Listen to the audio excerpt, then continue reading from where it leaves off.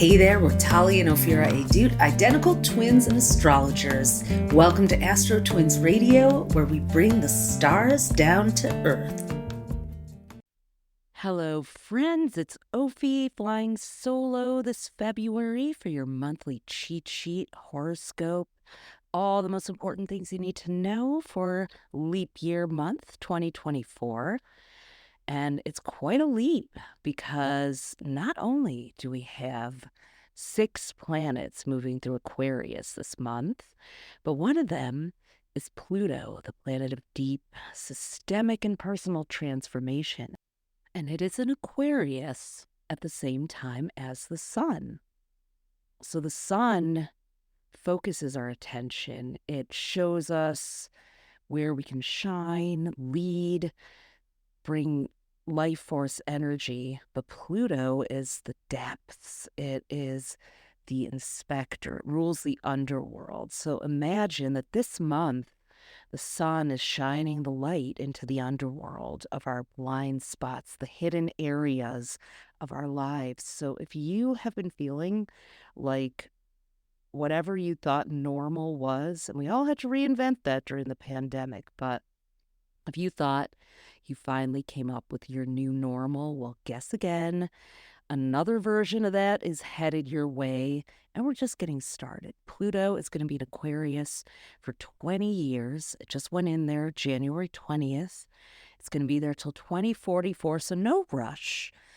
But if you are starting to see all those things that have been hidden in your shadows, congratulations, because that is where you're going to find your power. It might feel a little scary, alarming, upsetting right now, but promise you that as you get used to it, as this becomes your new normal, this sort of sixth sense, extra guided X-ray vision into life. And I'm going to talk on this podcast about which area of life for your sun sign really you want to pay attention to, where you're getting that headlamp from the cosmos. We're gonna talk about how you can use that to empower yourself and move into what we're declaring as the official age of Aquarius. Most Februaries or Januaries, we also get the Lunar New Year and the Eastern zodiac sign, which rules the whole year ahead. So since January 2023, we've been in the year of the water rabbit. And that's a gentle, empathic, group-oriented year. A group of bunnies is actually called a fluffle, so aptly named. So we've all been kind of hiding out in our fluffles, gathering together, waiting to see what would happen, being a little passive about it all. But no more.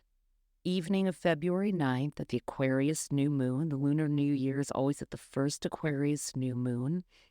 We enter the year of the wood dragon. So the rabbit is associated with Neptune, the ruler of Pisces. Like I said, dreamy, empathic, a little passive, timid. The dragon is associated with Mars and Aries and Scorpio. So breathe in that fire, moving us from passive to action. It's about to be on. We're also ending 2 years that were ruled by the water element, which is very flowy, dreamy, kind of trying out a bunch of different directions, to the wood year, where you plant a seed, you farm it, you nurture it, you fertilize it, and it grows hopefully into an abundant garden or forest or a field of crops. So 2024 and 25 are going to be wood-ruled years. 22 and 23 were water-ruled. So we've watered the earth, and now it's time for the garden or the forest or the crops to grow. So we're going to also want to be very intentional.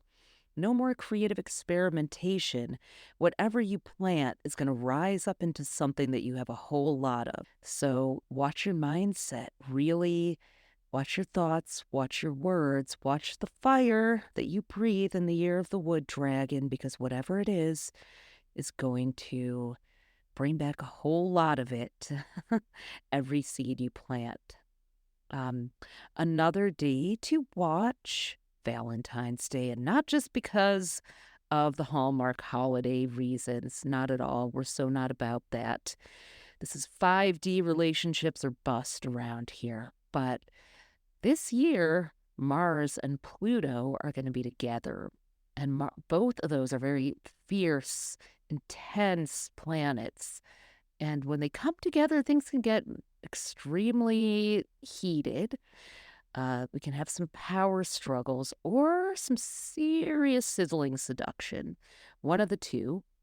They're coming together in Aquarius, which is a sign of freedom, liberation, friendship. Yes, there could be a benefits package added to one of your, you know, friend, platonic, never thought of them that way relationships. Or you may meet someone online or on an app because Aquarius rules technology. Or you might decide that you cannot stand one more minute of being controlled or dominated by someone else's agenda. But be careful because Mars is about anger. Pluto could cause us to project. It's the shadow, it's part of us that's hidden. So, as I said, the sun is shining its light on Pluto and revealing where it's not them, it's us, but we're just getting used to that. So, that takes a lot of sometimes therapy, self realization, inner work.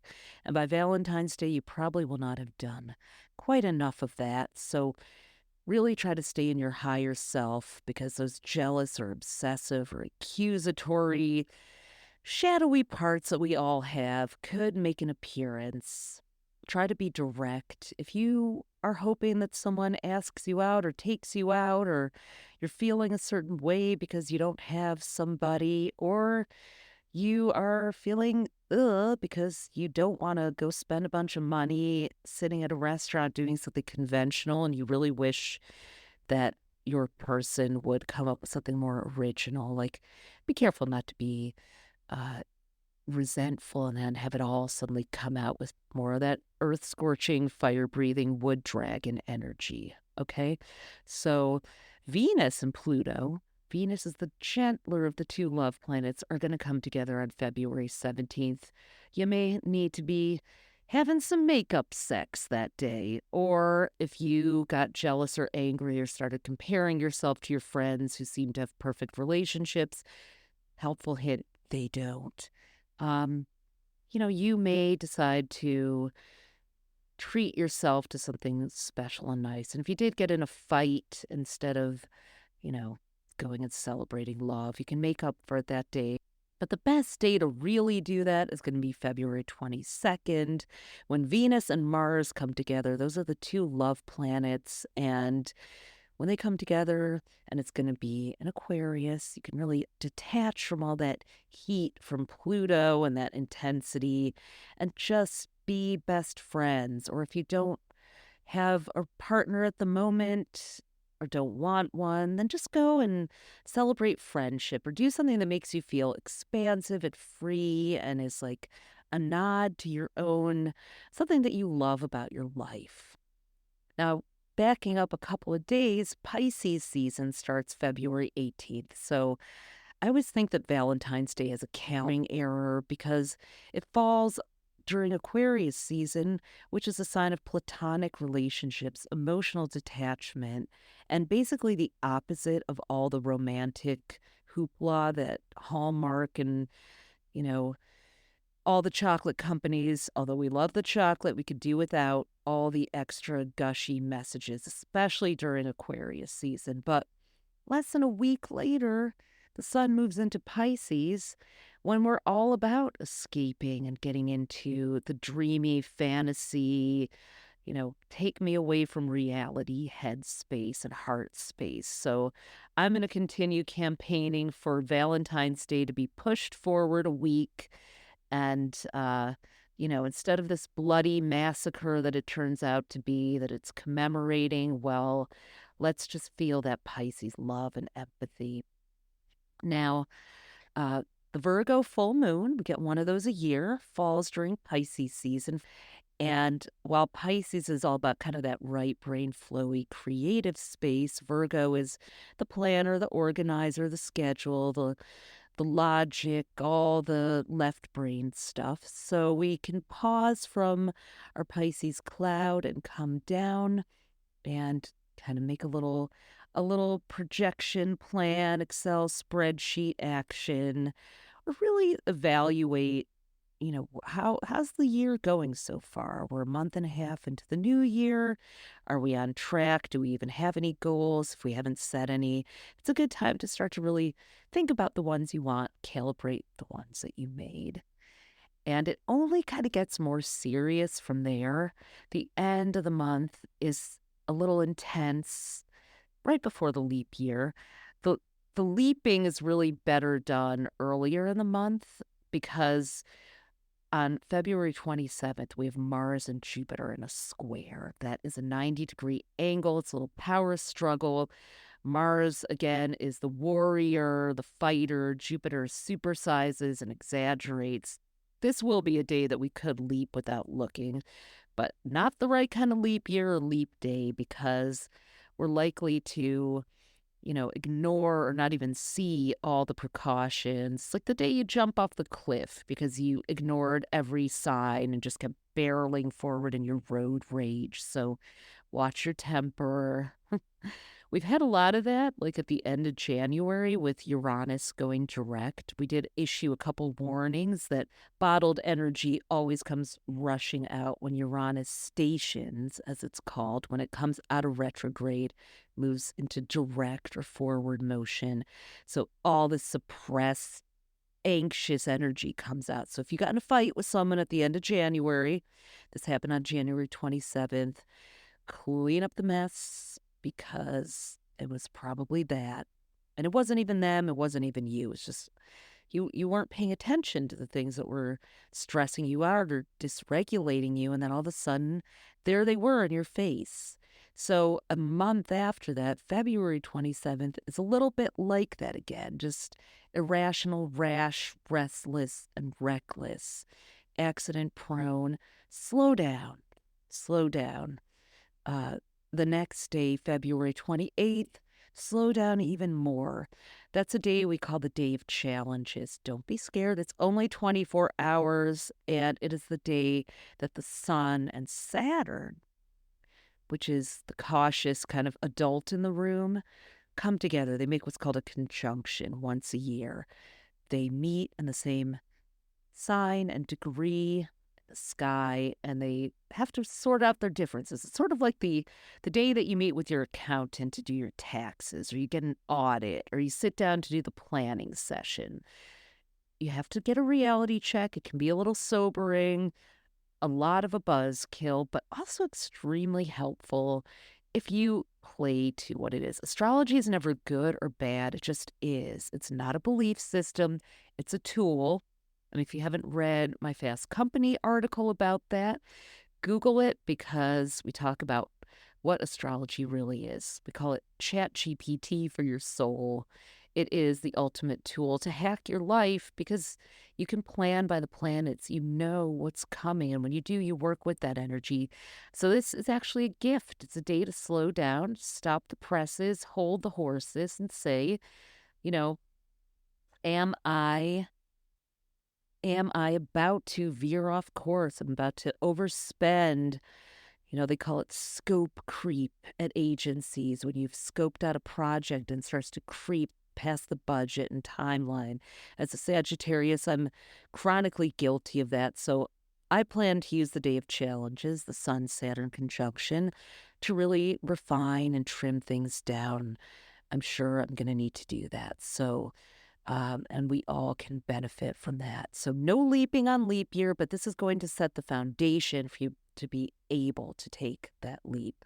So in a minute, I'm going to go through all 12 signs, but hey, have you gotten your 2024 horoscope book or zodiac sign planner yet? Because if you haven't, what are you doing? What are you doing driving without a map and a GPS? We have got you covered for every day of the year. Head over to astrostyle.com/2024-books. It's in our show notes. Get yourself either a digital, a paperback, or both version of it. And never miss a day of opportunity again. All the moon phases, all the most important planetary moments, it comes with a digital calendar populator. So not only do you have it on every device or your coffee table, your bedside, if you get it just for your sign, it's like a journal spiral planner. It will instantly populate your Google Calendar or your iCal with every single one of what we call our hotspot dates. So you will get a reminder, and you can go look up what it means for you, but you will get a reminder on your calendar on every day that there's an important transit. You can schedule your meetings, your vacations, your dates, whatever it is you're up to in 2024. That's what we did, that we are your pocket oracles, and that's what we love to do because life is too short to drive blindfolded through it. Also, if you want to learn how to do this yourself, our Become Your Own Astrologer course is about to open its doors. We're accepting applications, and that is also in the show notes. If you're someone who loves astrology, but you can't really speak it fluently, you know how to read about it in a book, you can look at your chart and know what some or most of it means, or maybe you just see hieroglyphics, but you desperately wish you could read it because you know what an awesome tool it is. Well, guess what? It's fun and it's easy, and there are only 7 steps that you really need to know, and we are teaching them in our Become Your Own Astrologer course. It starts March 9th. Enrollment is opening, a limited size. We have it for beginners, we have an advanced track, and a practitioner. If you feel like you want to bring it into your business or incorporate it into your offerings or make it your main offering, we're going to train you.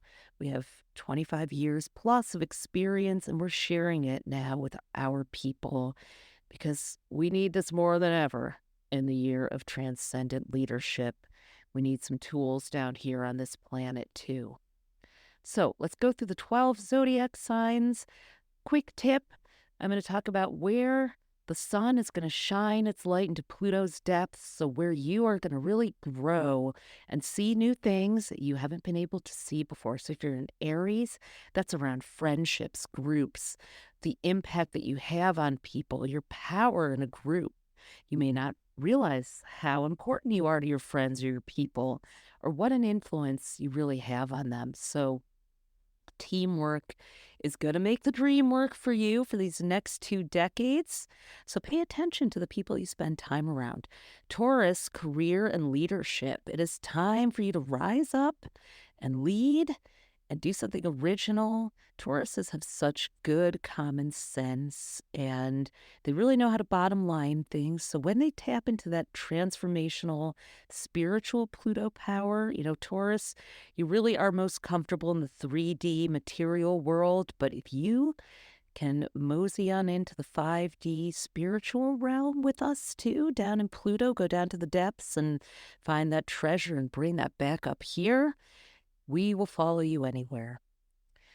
Gemini, you are the philosophers, the big picture seekers, the teachers, the people who make us laugh and entertain us as we learn, and the visionaries. So you have a really big entrepreneurial or world-changing vision, and we hope it's for good, because there are a couple of Geminis who will not be named out there who are going down to Pluto and just taking Persephone and the rest of us down there and not coming back up to share the treasures. So you shall remain nameless, but the rest of the Geminis out there, please lead us with your positive, powerful, inclusive, and transformational vision. Cancer, you are helping us all get into the depths of our emotions, heal. There's nothing a Cancer loves more than a good vulnerability, kind of alchemical, let's go within. You spend a lot of time in your shell, whether you realize it or not. You have a high, high level of emotional intelligence. And if you're a Cancer who hasn't been using it or sharing it, then it's time. It's time to start showing what you're finding. Stop hoarding all that on the inside of your shell and share it with the rest of us, okay? We need We need your emotional and spiritual intelligence to guide us. That is not something to be ashamed of. Shame is a big theme the Cancers grapple with. If you can transmute that shame, what you've been ashamed of, into your resilient superpower, because that's what it really is, and share it with the rest of us and see it for what it is, you will help change the world. Leos, you are getting a big flashlight, spotlight look at relationships. A lot of Leos, your relationships can be a bit codependent, or you may define yourself by your relationship, or be a little afraid that if you don't have one, that people will judge you, or overly dependent on people's approval. So it's time for you to give yourself what maybe you've been expecting the other person to give you. Give yourself that I am enough. And I'm not talking about coming from ego, because we all know a bunch of Leos who will advertise how much enough they really are. But on the inside, if you have to say it, do you really believe it? So we're calling you out, because that's what the Sun and Pluto do, with love, to say, Leo, it's time to really believe it and find out why you may not, and change the nature of your partnerships so that you can be each other's champions, whether it's platonic, romantic, business. How can everyone become a better version of themselves instead of half of a whole? We're not looking for matched luggage in the age of Aquarius. Virgo, for you, you're kind of in the zone. For you, it's about health and wellness and nature and the earth and systems. Virgo, you are a systems genius. You are the puzzler, the puzzle builder and understander and putter together. So we need you to take this world apart and put it back together the way it's meant to be, designed for the age of Aquarius. And please stop beating yourself up. What you're going to see, the sun illuminating, is the things that you thought were your flaws, also like Cancer, are your superpowers. So that self-critical side of you, start celebrating yourself for those things, putting a positive context on those, okay? Nobody gets to be mean to Virgo in the age of Aquarius, most of all Virgo. Libra, you get to shine the light on love and romance. So we already know you're so excited. You're already spritzing on your favorite signature scent and picking out your outfit. But Pluto is in the house, so you also, like Leo, you two loveaholic signs, need to look at where there's an addictive quality to the way you pursue love.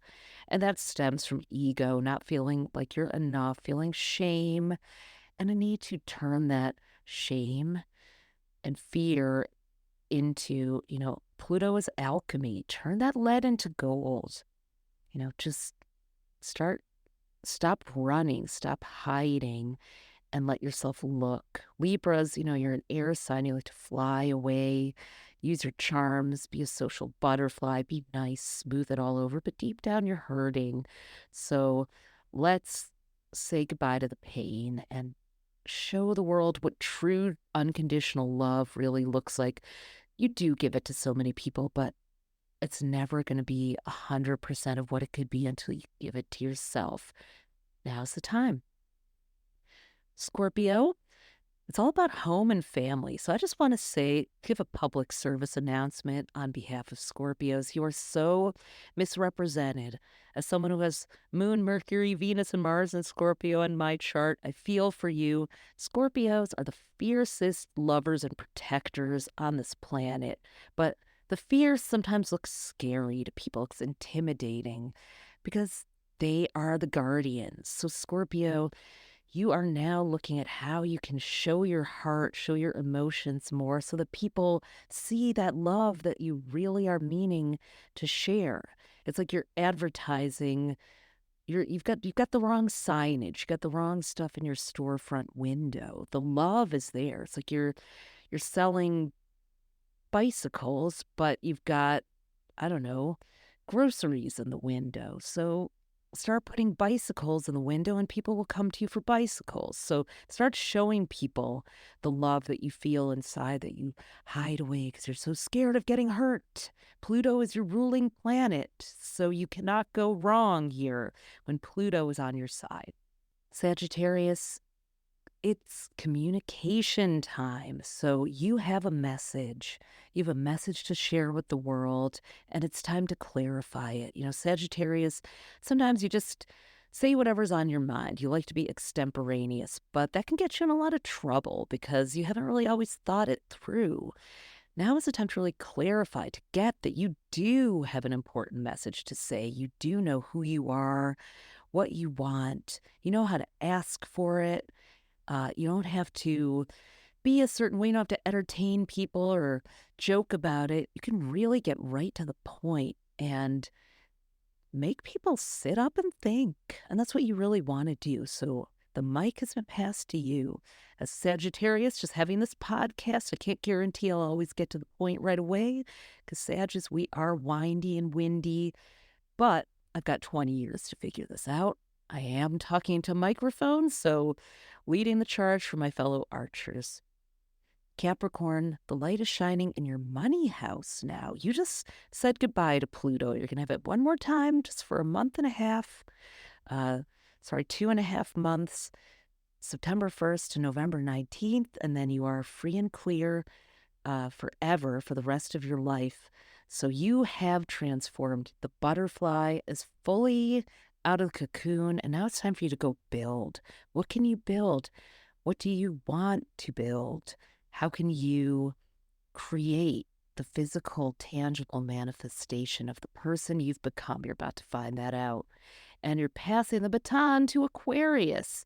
If you're an Aquarius and you're still stumbling around like you're in some kind of a daze, well, you are. Because Pluto is in the house and here to stay, and who you've been and who you are is no longer almost relevant. It is but a clarified, evolved, new version of that. And it might be totally different. You might actually shed all the layers of skin, but you're definitely shedding some. So let them fall away. Whatever is true and meant to be will come back. That's how Pluto is. Pluto is the phoenix. You are in your phoenix cycle, Aquarius. Shed those layers. Let them go. Trust. Aquarius, I got to just tell you, you are not trusting. You play the role. You're ruled by Uranus and Saturn. So you play the role of this cool, free-spirited, I'm good, but you're actually a control freak who's anxious and micromanaging when you're worried, when you're threatened, when you feel unsure. You do like to be in control. So you are going to have a look at where that comes into play and where that stops you from being truly in your passions and power and influencing us. You are the one leading us into the age of Aquarius. We need you to do it. So do that inner work. Look at that shadow, okay? Because that is not going to serve you or us. And last but not least, Pisces. So very big switch. You probably felt, whoa, all of a sudden all the feelings came up. And they did. Because the Sun and Pluto are now in your 12th house. That's a realm that Pisces rules. So it's a house of dreams and fantasies and the subconscious and the hidden and the unseen and the deep, deep empathy and emotion and spirit. So you suddenly got plugged into that on January 20th. And you've had Saturn in your sign, so you've been kind of trying to put your emotions aside a little bit and be a little more disciplined and not just always pulled into that. But oops, you might have gone a little too far and left one of your greatest gifts by the side of the road. So go back, go down in the Pluto elevator, get that buried treasure back. It's time to bring it back up from the underworld. You are the healer, feeler, and empathic guide that we all need for this time. Let's see what's happening this month. It's going to be a fun one. We'll be with you every step of the way. Happy February. As always, thanks for listening. You can discover more of your star power at astrocell.com and be sure to follow us on social at AstroTwins. Join us next time for more cosmic fun.